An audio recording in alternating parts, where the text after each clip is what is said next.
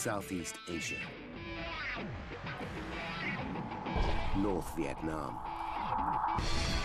July 1967.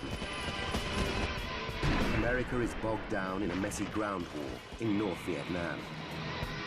The body count is rising fast. To date, over 6,600 US military personnel have died in the conflict. President Lyndon Johnson wants to finish the job. In an all-out bid for victory, he has upped the number of bombing raids. But the war is thousands of kilometers from American soil, and bombers need bases. Vital to the new strategy are the US Navy's aircraft carriers. These massive war machines can launch air assaults from hundreds of kilometers offshore. Sailing to her first tour of duty in Vietnam is the biggest of them all, the USS Forrestal. She cost $189 million to build and has a crew of 5,400 men. Her flight deck is vast. Stood on end, she would reach the 80th floor of the Empire State Building. Forrestal represents 4 acres of American sovereign territory, able to travel anywhere in the world. July 29th, 8 a.m. The ship has reached the Gulf of Tonkin, 160 kilometers off the coast of North Vietnam. She has been stationed here for 5 days, launching bombing raids against the Viet Cong. These are dangerous waters. 3 years earlier, enemy fire hit a warship just a few miles from here. In the event of an attack, the ship has 8 5-inch guns with a range of 22 kilometers. In charge of these weapons is Petty Officer Milt Crutchley. Command ready. Zebra set. Milt is from Frederick, Maryland. Aye. He's just 20, but in command of 2 junior sailors. So far, he's had a quiet war. The whole 2.5 years I was on board Forrestal, we never once fired the guns in angle or in defense of the ship.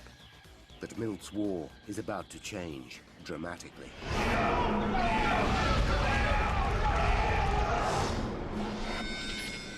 9 a.m. A bombing mission is scheduled for mid-morning. The pilots slated for the mission head to their briefings. One of them is Junior Lieutenant Dave Dollarhide. Back home in Florida, 25-year-old Dave is a single man with a hectic social life. But the discipline of the Navy made him shape up. I joined the Navy to become an aviator and grew up actually in the Navy, matured in the Navy.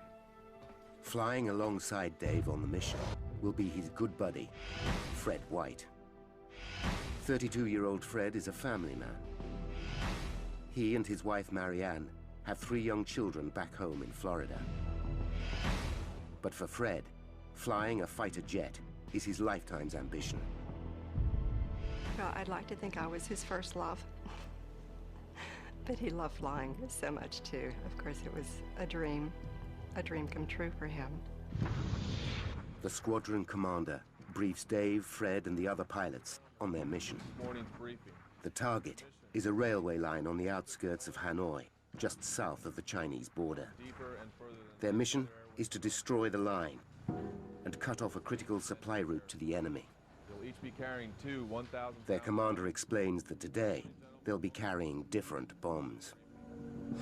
A day earlier, Forrestal received a delivery of 7 tons of missiles from the ship USS Diamond Head. The explosives are old and in poor condition, some of it dating back to World War II. When the Forrestal's weapons officer saw the bombs, he decided to get rid of them as soon as possible. Today's mission is Dave's 4th in 5 days, but he's relaxed about it. We didn't expect to have any trouble in our flying that day. It was routine. 10:30 a.m. Dave Dollarhide and Fred White cross the flight deck to their planes. The deck bristles with activity as flight crews prepare 27 fighter jets for the mission, loading them with fuel and missiles. The deck of a carrier is one of the most dangerous working environments in the world. One misplaced step can see a man sucked into an engine or blown overboard by a jet's exhaust. The ship is also a floating arsenal, packed with a deadly mixture of high explosives and fuel. In the event of a fire, one man is responsible. Fire Chief Gerald Farrier is in charge of Repair 8, an emergency response unit of specially trained firefighters. Colleagues regard the 31-year-old father of 4 from Arkansas as the best in the business. 10:32 a.m. As Dave completes his pre-flight checks, he takes a look at the missiles being loaded on board his fighter. One catches his eye. It's an older device, delivered yesterday. He's not impressed. The bomb was large, not designed for high-speed carriage. It had rust all over it from being in storage for a long time. But there's no time to worry. There's a tight schedule to keep. Dave and Fred climb into their cockpits and make final adjustments. The bombing mission is just minutes away. The planes are Skyhawk A4E bombers. They're fast, nimble jets, able to carry 2.7 tons of explosives. 6 Skyhawks crowd the port aft deck at the back of the carrier. Dave Dollarhide's aircraft is 2 planes away from Fred White's. Their job is to bomb the railway line, but for that, they'll need support. Over on the starboard side stand 7 McDonnell Douglas F-4 Phantom jets. Flying Phantom number 110 will be senior pilot Jim Bangert. His job is to protect the mission by destroying anti-aircraft guns on the ground. The Phantom is twice as fast as the Skyhawk and armed to the teeth. Among its weapons are 24 Zuni rockets, housed in pods on either side of the fuselage. With a top speed of 2,600 kilometers per hour and a range of 8 kilometers, each 2-meter Zuni packs a devastating punch. Remain, 4 main central. 10:46 a.m. The ship swings into the wind to give its planes maximum lift for takeoff. Forrestal's steam-driven catapults hurl the first 2 planes into the air. They accelerate from 0 to 240 kilometers per hour in 3 seconds. A cameraman records the action. The Navy uses the footage to aid training and improve safety. 10:51 a.m. The planes are powered up by mobile generators, while deck crew arm the missiles and the pilots make their final checks. 10:51 and 21 seconds. Dave Dollarhide and Fred White prepare to take their turns on the catapult. Suddenly, there's a flash and a loud bang. Jet fuel spills onto the flight deck and spreads rapidly.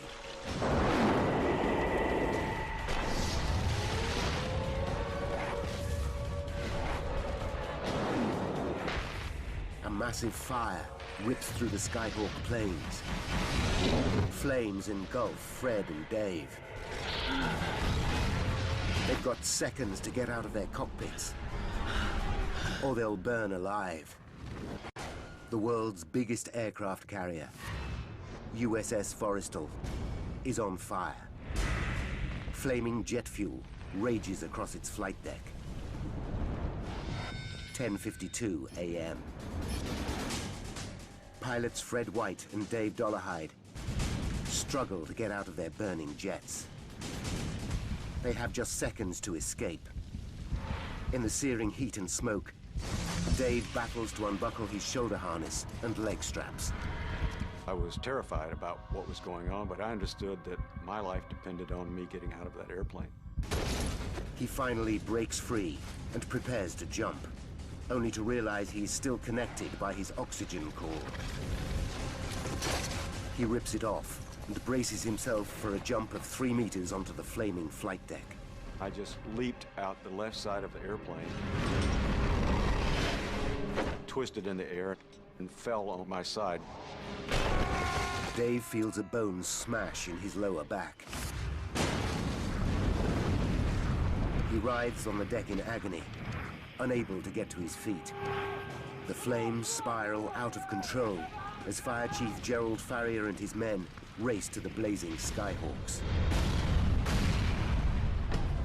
The footage shows Gerald reaching the fire first, armed only with a handheld extinguisher.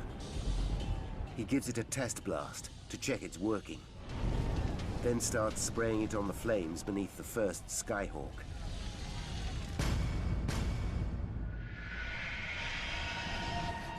Dave Dollarhide lies helpless on the deck. The blaze creeps towards him, but he can't move. Injured men scream in agony all around him. Everyone was terrified. The sights were horrible. The fire and the shrapnel. Everyone was fearful that they would be next. Dave looks back at the row of burning Skyhawks. Some of his fellow pilots are still trapped. I could see people running from the fire, people still in their cockpits. Defenseless against the fire that was around. 10:52 and 55 seconds. 94 seconds after the start of the fire, Gerald Farrier and his men are still battling the flames. A massive explosion rocks Forrestal. The shockwave is so intense, it causes a brief glitch on the ship's camera. The blast instantly kills Gerald and most of his firefighting team. Then, 9 seconds later, another huge explosion. This second blast is even more powerful and rattles the supercarrier to its core. The impact punches a 3-meter-wide hole in the armor-plated deck. Burning jet fuel pours through the breach into the heart of the ship.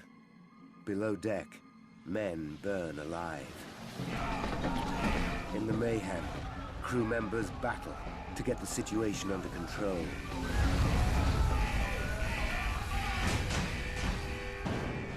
(10:55 and 20 seconds).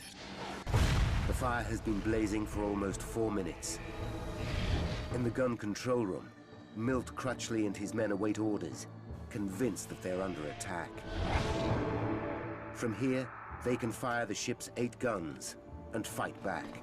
Ron, get some water. But black smoke seeps in and fills Joe, the room. come over here. Help me seal up this door. They stuff wet rags into the door seals.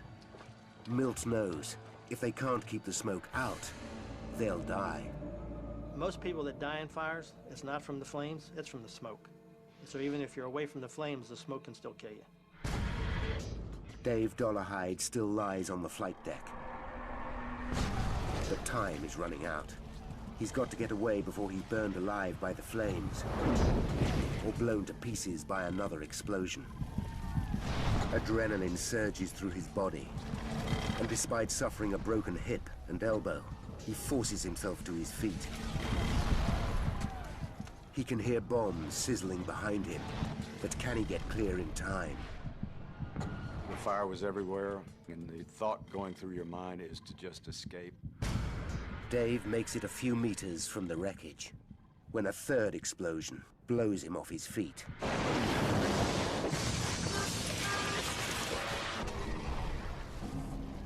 Four more blasts tear the rear of the ship apart.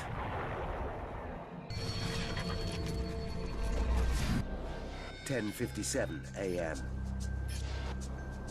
It's less than 6 minutes since the fire started, but the ship itself is now in serious danger of sinking. Condition 0 throughout the ship. Alarms sound, and watertight doors close all over the carrier. This is condition zebra, sealing off the damaged compartments to limit the spread of fire. But closing the hatches cuts off many escape routes. Milt Crutchley's men fear they are trapped. I'm the senior guy. They're looking to me, you know, are you going to get us out of this alive, or is this it?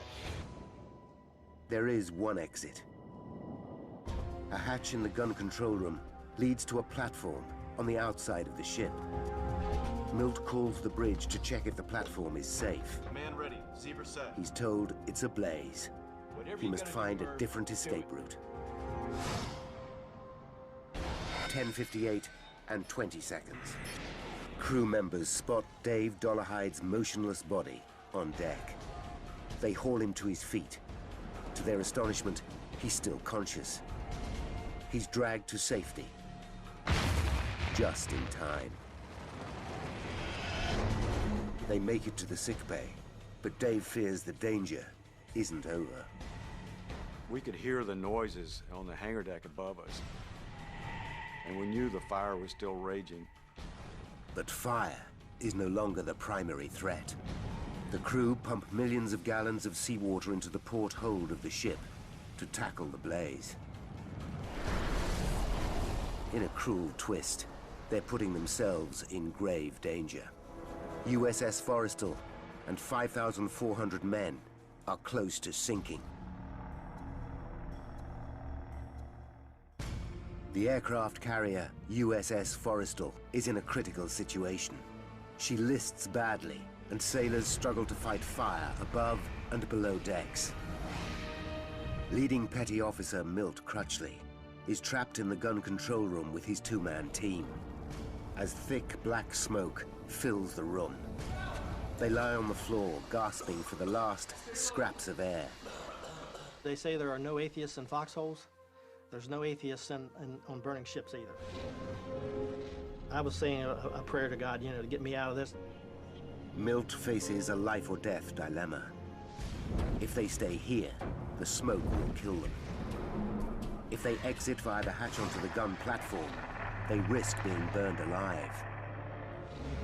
In a desperate bid to find a way out, Milt leads his men down a smoke-filled corridor.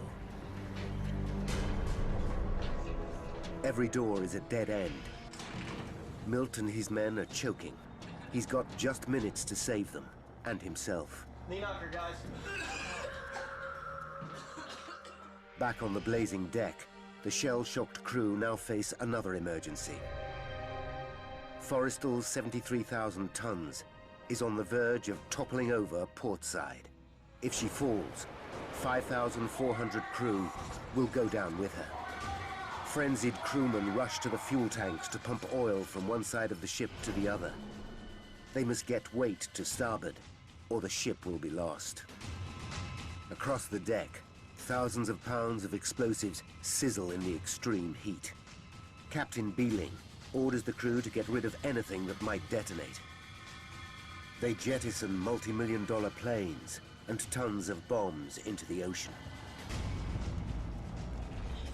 Below deck, Milt still can't find a way out, and he and his men are suffocating. He has no alternative but to lead them back to the gun control room. He realizes he's got one escape route left, the hatch door out onto the blazing gun platform. He's been warned an inferno awaits them on the other side, but this hatch door is their last hope. Instead of fire, there's fresh air. That first breath of fresh air, it's like a, well, an elixir of life, I guess you could call it. It just rejuvenates you. Somehow, this section of the gun platform has escaped the blaze. Milt and his men climb up onto the deck, exhausted but elated. The adrenaline quit, and so did we. The three of us, we didn't care anymore. We'd had our thing for the day, and all we wanted to do was just sit there and rest, breathe in the air, and just glad to be alive. 11:40 a.m., 48 minutes after the first explosion. Finally, The crew put out the fires on the flight deck. They pump enough oil across the ship to correct her listing. But it takes another 16 hours to extinguish the fires below deck. By 4 a.m. the following day, Forrestal's commander, Captain Beeling, makes an announcement to his crew. I want to let you know that Forrestal is again making 25 knots. At the end of 17 hellish hours, 134 men are dead. The carrier begins a week-long journey to an American base in the Philippines for emergency repairs. The ship's tour of duty in Vietnam is over after just 5 days, and the Navy needs to find out exactly what caused the disaster. What started the blaze? How did it get so out of control? What caused the multiple explosions? And why did so many men die? Now, by going deep into the investigation, we can reveal the facts behind one of the most infamous episodes in US naval history, and inspect restricted files that hold the key to the incident. The day after the near sinking of the ship, the US Navy orders an in-depth investigation. The findings lead to a complete overhaul in safety procedures. This man has a professional interest in Forrestal. Commander Bob Stanley is a leading US Navy investigator. He is well placed to judge the historical impact of this disaster. Forrestal Fire was a watershed event, if you will, in the terms of the amount of damage done for an accident in naval aviation history. The US Navy's investigation of the Forrestal disaster is also considered a watershed. For investigators like Stanley, it's the benchmark for their profession. Stanley uses his credentials to gain access to the USS Forrestal's official investigation document. Under federal law, filming the contents of the report is forbidden. But Stanley has agreed to reopen the file so that we can learn how the original Navy investigators cracked the case. The man who carried out the Forrestal investigation was Rear Admiral Forsyth Massey. Massey is now dead.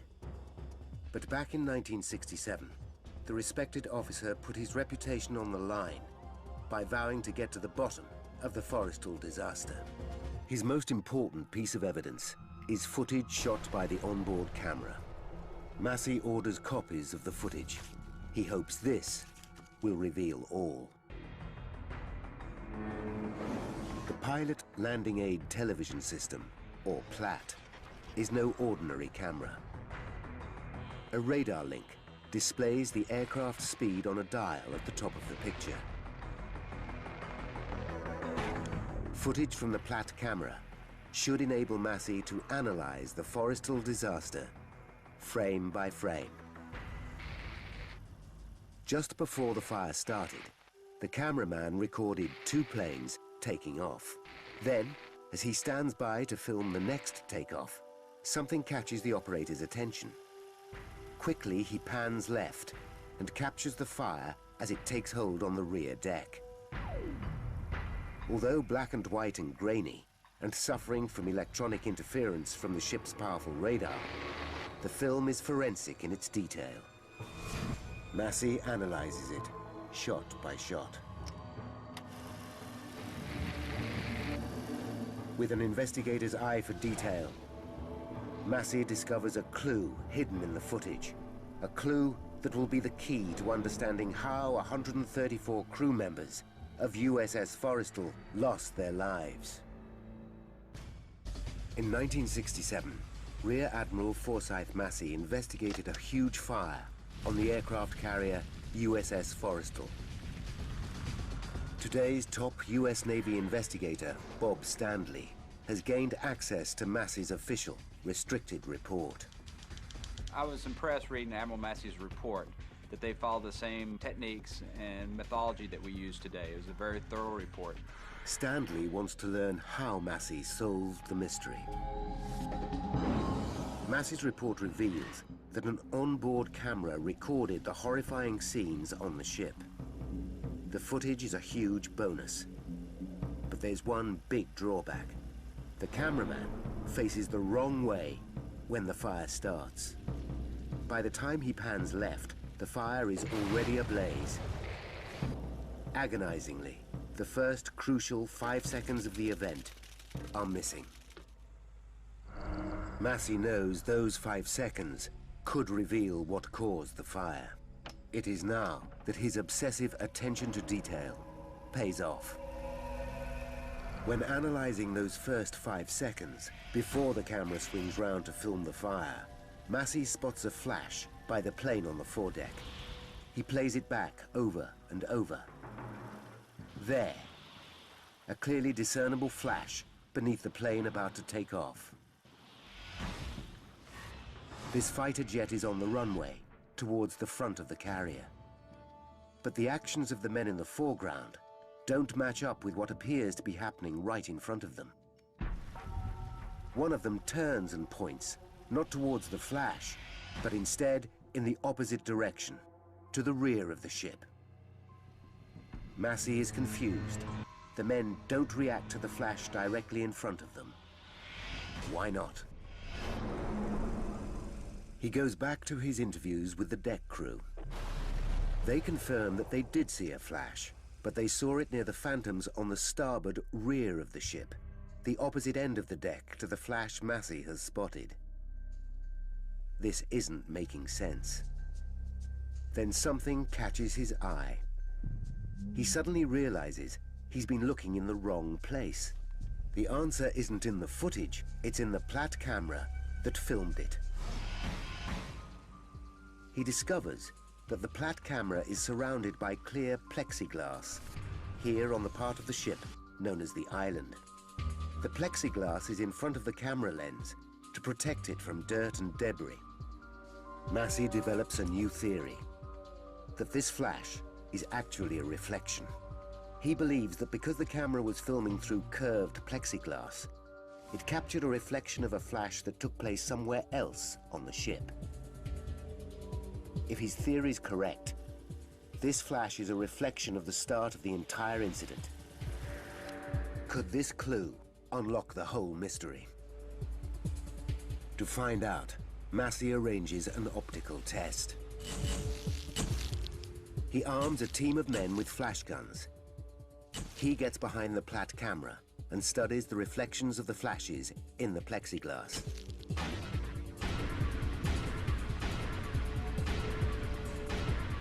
At last, one flash perfectly replicates the original flash caught in the plexiglass seconds before the fire started.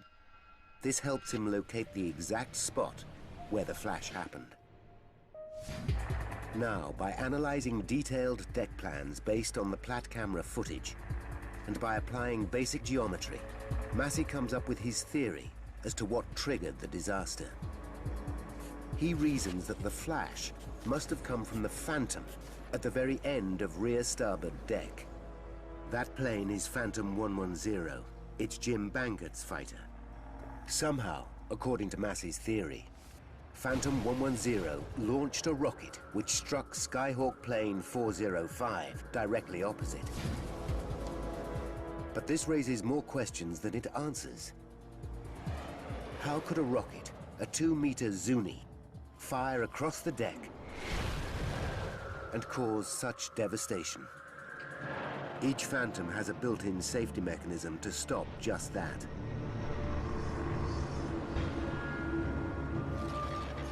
Highly trained air crews follow detailed safety procedures. So what went wrong?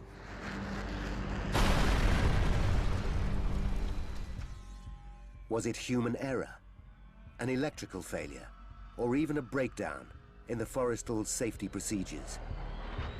With many other Phantoms in service, are more disasters lying in store for the US Navy? Massey needs to check out the safety mechanisms on Bangert's Phantom to find out why they failed. But Bangert's jet is at the bottom of the ocean, so Massey tracks down another Phantom. To understand what Massey found out, present-day investigator Bob Standley needs to trace a Phantom of similar vintage. The F-4s have been out of commission since 1996. But the National Warplane Museum in Horseheads, New York, owns a good example. It's kitted out for action like the one that Bangert flew. Each launch pod connects to the cockpit controls via an electrical circuit. When the pilot presses the fire button on his joystick, it sends a signal to the pod, which launches the rocket. But on the deck of an aircraft carrier, this should be impossible due to a simple fact. As a safety measure, launch pods are not electrically connected to the cockpit until seconds before takeoff. It's only when the plane is on the catapult that deck crew ready the launch pods for combat. They do two things to achieve the connection. Crew members remove a safety pin from the pod, and they plug in a device called a pigtail. Once plugged in, the pigtail completes the electrical circuit between the launch pods and the pilot's joystick. Now, if a Zuni rocket is accidentally released, as in this demonstration, it fires harmlessly out to sea. The whole system should be foolproof. So why did the safety procedures fail this time? Massey now makes a discovery. The safety pins are anything but safe. When they are in position, the safety pins act as a circuit breaker. But Massey finds out that high winds on deck can pull on the pins' ribbons, ripping them out of the holes. The crew have even found some lying on deck. And Massey's investigation establishes there was a high wind on the day of the fire. In order for this pin to be effective, it needs to be completely seated. In high wind condition like they had that day of 32 knots, these pins have been known to come out partially and also completely. Massey believes that on the day of the disaster, the safety pin had been blown out of its position in the launch pod. But there was a backup safety mechanism. The pigtail. It's only when the pigtail is plugged in that a rocket can be fired. That's why the crew are ordered to plug them in just seconds before takeoff. But in interviews with the men, Massey discovers exactly why a Zuni rocket went off.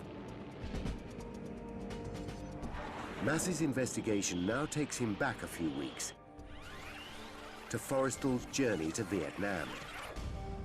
During training missions on the way over, pilots argue that plugging in the pigtail while a plane is on the catapult slows down operations. If there's a malfunction, the plane has to be removed from the catapult. That holds up the other planes in the queue to take off. The pilots point out that in a combat situation, a delay like this could be fatal. Massey discovers that exactly a month before the fire, while the Forrestal was still sailing to Vietnam, the ship's weapons coordination board met to discuss the men's concerns. It ruled that flight crews could ignore Navy protocol on connecting the pigtails. From now on, they could plug them in not when the planes were on the catapult facing out to sea, but when they were on the rear deck facing each other. The ruling was never made official, but the crew began to act on the board's decision straight away. Once the pigtail is plugged in, then the aircraft has complete electrical power from the airframe all the way to the missile launcher. Massey now knows there was nothing to prevent an electrical pulse reaching the pod of the Phantom and setting off a rocket. Clearly, an electric pulse did activate the rocket, but where did the pulse come from? That's his next puzzle, and the biggest mystery yet. Could it be that pilot Jim Bangert pressed the fire button? Massey listens again to a recording of his interview with Bangert. Under oath, the pilot states that he flipped just one switch to turn on the plane's power. Massey decides to carry out his own checks on Bangert. He discovers that the pilot has an impeccable service record and is one of the ship's safety officers. Massey believes Bangert, but that doesn't help him trace the source of the electrical pulse. He listens to Bangert's testimony over and over. Yes, sir. I started up the starboard side engine, and I felt the jolt, and I saw... Suddenly, he makes the connection. A power surge. He knows the jets on Forrestal have to be powered up before takeoff by an external source.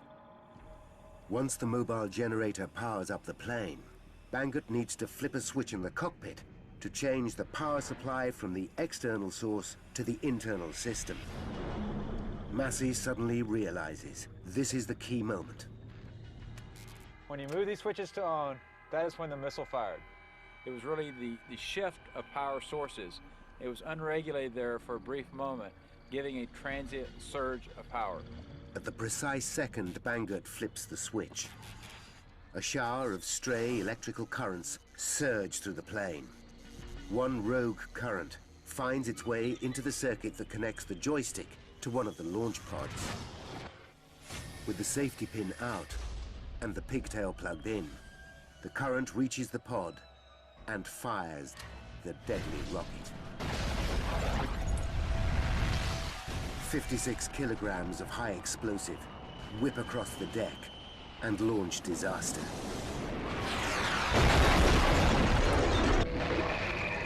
It's an incredible discovery. Rear Admiral Massey now knows what caused the fire. But what he urgently needs to find out is why the fire raged out of control so quickly. Fires are a regular hazard on the deck of every aircraft carrier. On average, there's one every 5 days on Forrestal. Highly trained and well-equipped firefighting teams are on board to extinguish these blazes quickly. So why did they fail so spectacularly in putting this one out? Massey looks at the Platt footage to investigate how the crew tackled the original blaze. When the fire first breaks out, Chief Fire Officer Gerald Farrier rushes towards the Skyhawks holding only a handheld extinguisher. Other members of his 8-man team grab the hoses. But just 94 seconds after the start of the fire, when there's a huge explosion, everything changes. Gerald Farrier dies in the furnace of flames. 5 more firefighters are killed instantly, and the blast badly injures the other 3 in the team. In a matter of seconds, all the trained firefighters are out of action. Untrained men now fight the inferno. As the original footage reveals, they use both water and foam. But a seasoned accident investigator like Massey recognizes that this is a disastrous error. The crew should only use foam. The combination of foam and water simply doesn't work when tackling a fuel fire. The foam covers the blaze, acting as a protective blanket, but the water washes away the foam, allowing the fire to flourish. Worse still, water carries the flaming jet fuel on its surface. Unwittingly, the crew actually spread the fire. It was an uncontainable fire at that moment for the crews. They were overwhelmed and they did not have the training to contain the fire on the Forrestal. So Massey knows why the fire spread so rapidly. But this still doesn't explain the single biggest mystery about Forrestal. What caused the series of deadly blasts that killed so many crew? Naval accident investigator Forsyth Massey now knows what triggered the Forrestal disaster. A rogue Zuni rocket slammed into a Skyhawk jet. But Massey still needs to figure out the answer to the biggest mystery of all. What caused the massive blasts? Reviewing the footage of the disaster, Massey is intrigued by the actions of Chief Fire Officer Gerald Farrier. On the film, he runs over wearing no protective clothing and armed with just a fire extinguisher. What does Gerald think he can achieve? Gerald would have known that every bomb has what's called a cook-off time, the time it takes for a bomb to explode when exposed to extreme heat. The bombs usually on board a Skyhawk have a cook-off time of 2.5 minutes before they detonate, giving a man with an extinguisher time to start cooling them down. But now, for the first time, Gerald Farrier must have realized he was dealing with something entirely different. The bombs burning on deck were the aging, rusty devices delivered to Forrestal just the day before. He had no idea when these bombs would go off. Present-day investigator Bob Standley commissions an explosives expert to compare the cook-off times of these old weapons with those of the modern bombs usually carried by the Skyhawks. His tests are revealing. The cook-off time of the older bomb is over a minute less than that of the modern munition. By the time Gerald Farrier gets to the bombs, one is already split open and burning white hot. He screams at his men to run for their lives. He must have realized that they would blow up in seconds.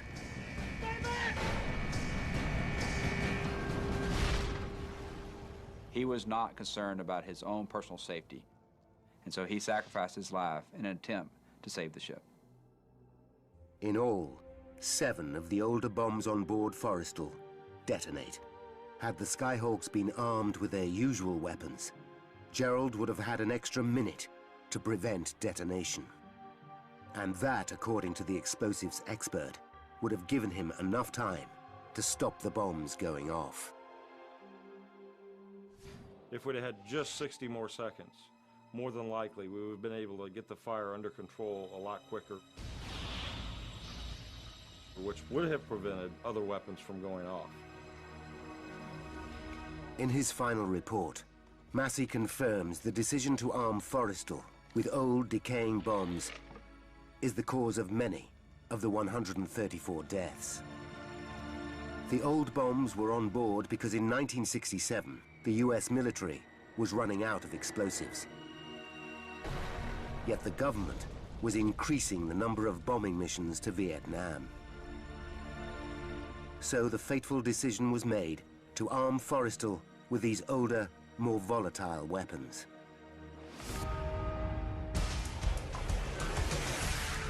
Now, by rewinding the events of that day, and by following the evidence uncovered during the extensive investigation, we can finally reveal the chain of events that destroyed USS Forrestal and killed 134 men. 10:45 a.m. A mobile generator powers up Phantom 110 on USS Forrestal, and an armorer plugs in the pigtail. 10:51 and 21 seconds. Pilot Jim Bangert flips the power switch. A stray electric current surges through the fighter jet. The safety pin is not in position. There's nothing to stop the current as it travels all the way to the launch pod. It activates a Zuni rocket. The rocket crosses the rear deck of the ship, chest high, at speed. It slams into the fuel tank of another plane, a Skyhawk 405, releasing 400 gallons of jet fuel that ignite. The impact of the rocket knocks 2 old rusty bombs from the jet's launch pods. Each contains 453 kilograms of explosives.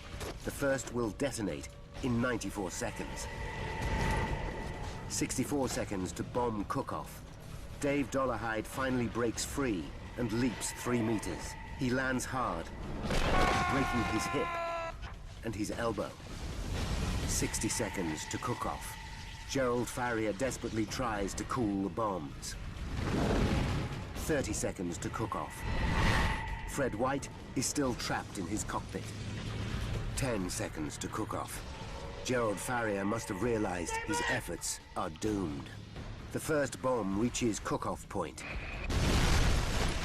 It explodes and kills 27 men instantly. In the next 4 minutes, 6 more bombs detonate, releasing 40,000 gallons of jet fuel, which catch fire. The burning fuel pours through fractures in the deck into berthing areas below, killing 91 men. Of the 134 dead, 18 bodies are never recovered. As a direct result of the Forrestal catastrophe, the US Navy take decisive action to ensure a disaster like this can never happen again. Safety procedures are completely overhauled on all carriers. Old bombs are replaced with newer, insulated devices, and fire training made mandatory for crewmen.